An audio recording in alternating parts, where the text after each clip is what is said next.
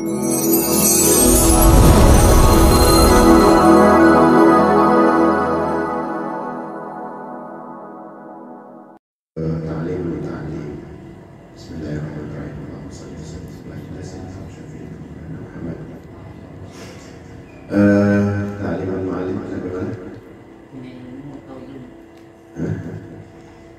kesungguhan atau ketekunan dalam cita-cita.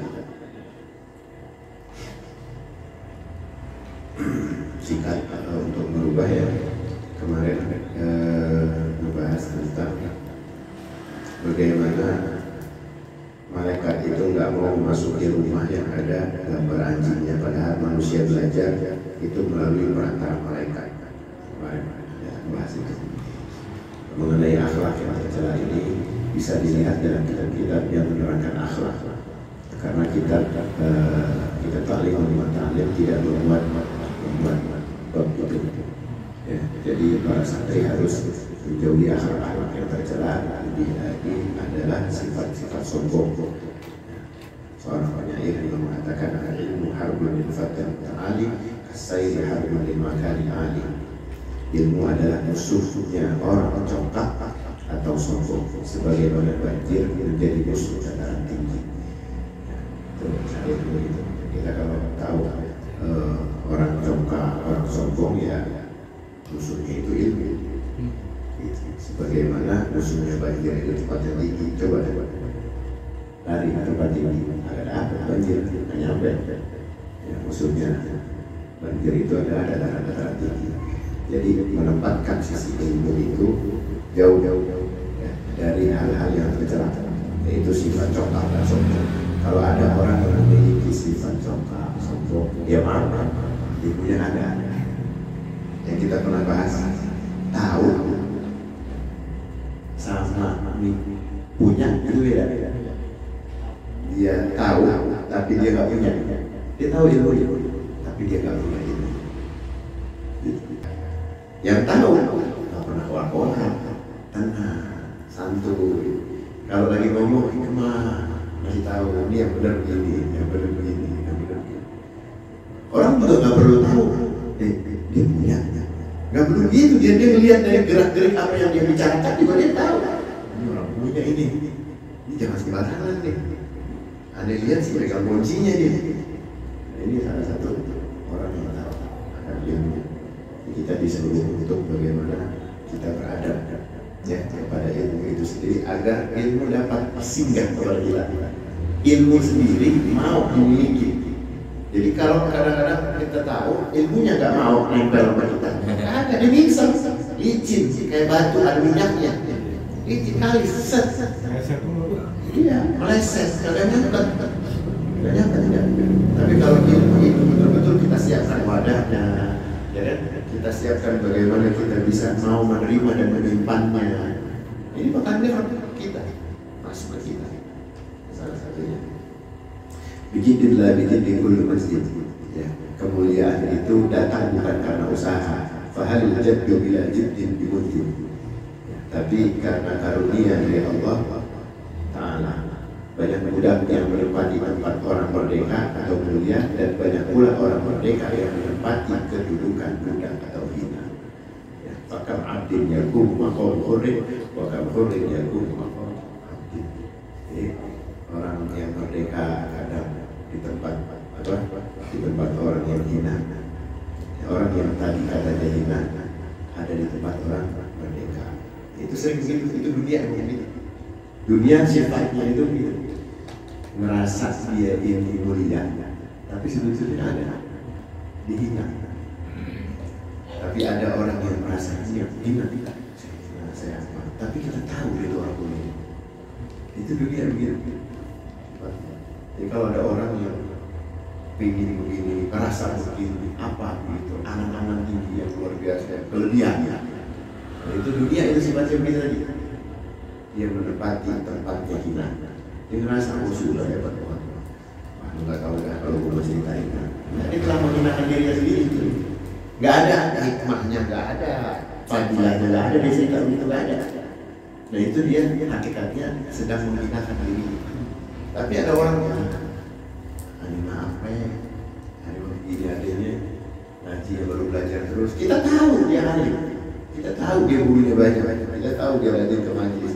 Tapi kalau ditanya kan Anda masih terus belajar, memang masih bisa ya alim bantah aja, udah syukur banget gitu kan. Bisa nasehatin orang sepatah dua patah, mudah-mudahan juga itu benar. Jadi dia nggak pernah meninggiin diri, dia cuma berusaha pengen baik.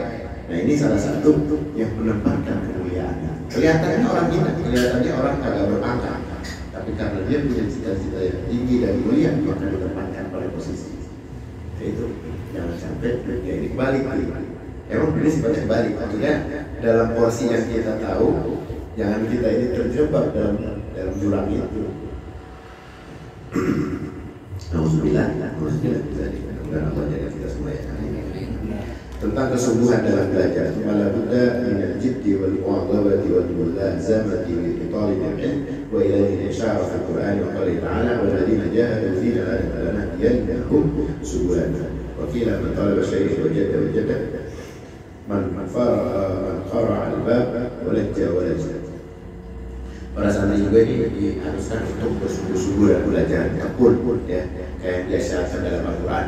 Al-Quran kasih isyarat zaman orang-orang yang berjihad ya, dan orang-orang yang berjihad dan berjuang sungguh-sungguh untuk mencari keridhaanku, maka benar-benar aku akan tunjukkan mereka apa? Kepada jalan-jalan yang menuju kepada keridhaanku.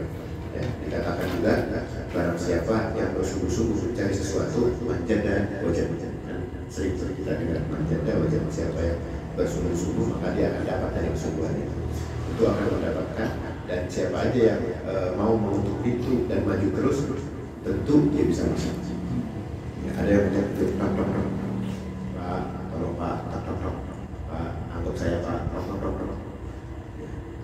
sehari dibuka ya, besok mulai lagi, besok coba lagi, dicoba, mungkin dia nggak dengar, mungkin rumahnya kegedean ya, mungkin jaraknya jauh.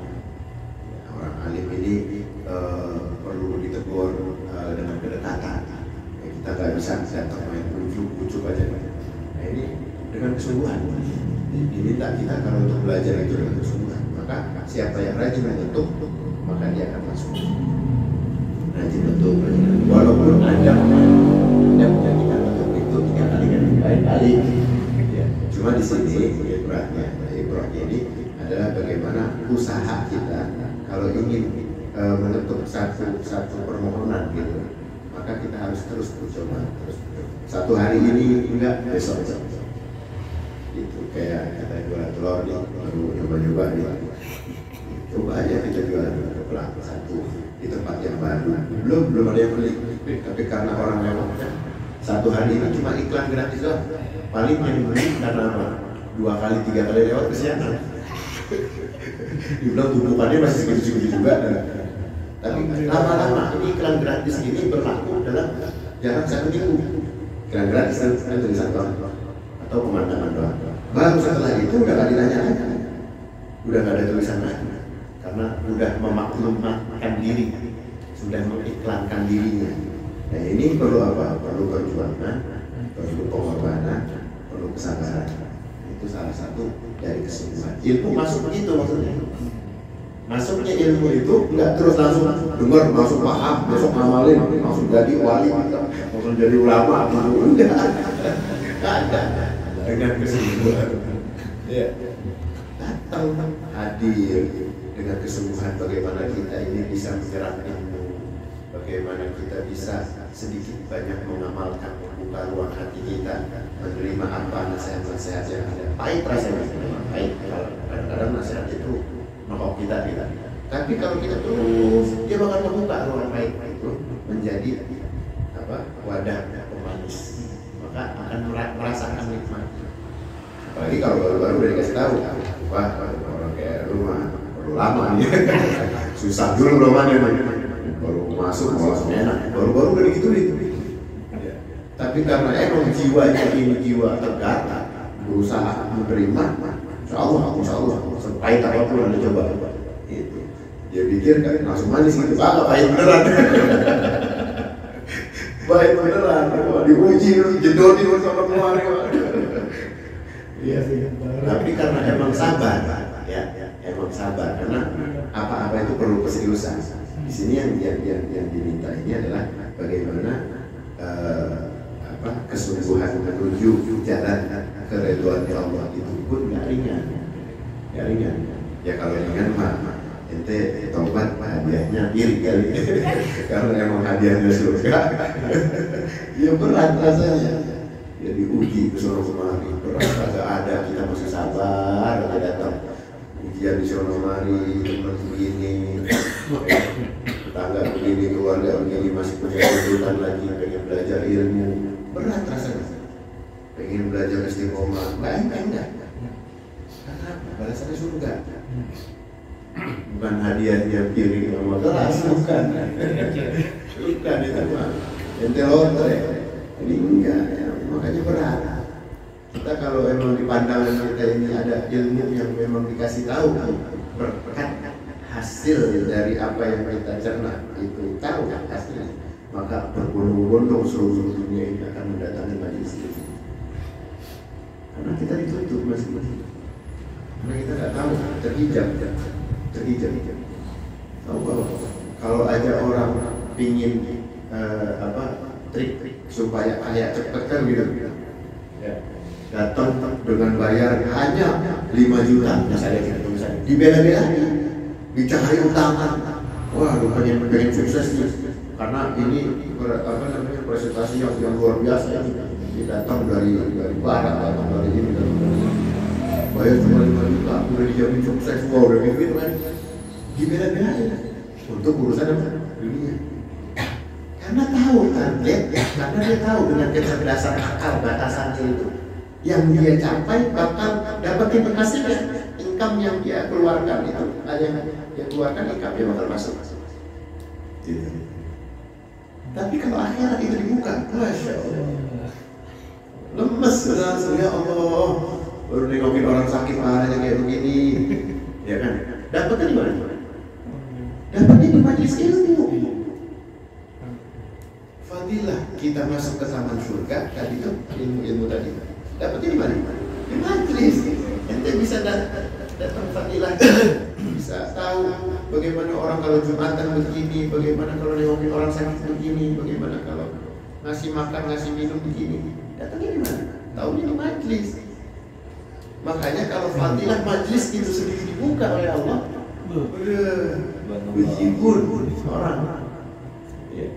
Makanya ada beberapa ulama yang kalau kita datengin majelisnya nggak terasa, jamnya nggak terasa itu nikmat aja terasa ini, nikmatnya ilmu. Kayak nggak habis waktu ini, kayak betul-betul habis kemakan sama beliau.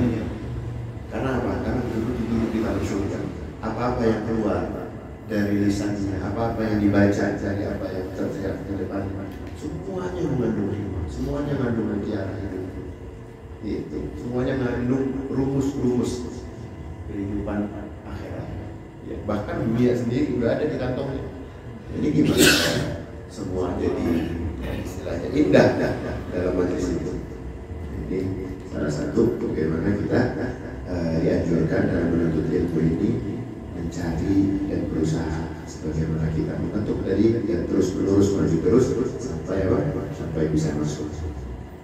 Wakila biqadri ma tata'anna tanalu ma tatamanna kila yahtaju fi ta'allum wa tafaqquh ila jildi thalathah muta'allim wal ustadzul ab in kana fi ahyan.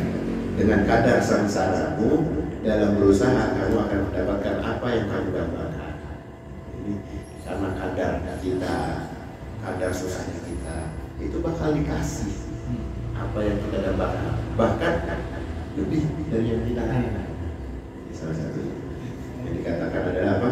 Belajar memperdalam ilmu fikih itu juga dibutuhkan. Adanya kesungguhan dari 3 orang. Satu apa? Kesungguhan murid kita nih. Kesungguhan murid itu juga penting. Ada 3 kesungguhan. Yang kedua adalah kesungguhan guru. Udah muridnya sungguh-sungguh, gurunya kagak, kan percuma. Ini harus didapatkan, harus kompak nih untuk mendapatkan ilmu. Kesungguhan murid, istiqomah, hadir selalu. Yang kedua adalah kesungguhan guru. Yang ketiga juga bagaimana sungguhnya seorang ayah kalau dia masih ada. Itu karena penting doanya seorang orang tua, seorang ayah, seorang ibu itu penting. Bagaimana sungguh-sungguhnya dia mendoakan anaknya, mengharapkan anaknya menjadi ulama atau mengharapkan anaknya manfaat. Itu salah satu dari kemanfaatan ilmu yang terbuka lebar bagi seorang anak. Kalau punya mertua syukur, karena memang gajinya. Kalau nggak punya mertua ini yang belum cari menang. Jadi salah satu bagaimana orang tua ya juga penting di sini, kesungguhan murid, kesungguhan guru dan kesungguhan orang tua. Kalau orang tua masih ada, kalau nggak ada ya guru doang. Kalau dirinya sendiri sudah betul-betul dengan kesungguhan. Jadi untuk bisa memfasilitasi bagaimana ijabahnya seorang barometer seorang tua atau seorang guru untuk membuka ruang manfaat yang luar biasa kepada kita seorang murid. Ini salah satu yang harus dicari kesungguhannya. Ada guru dikit-dikit absen, dikit-dikit ngapok, dikit-dikit.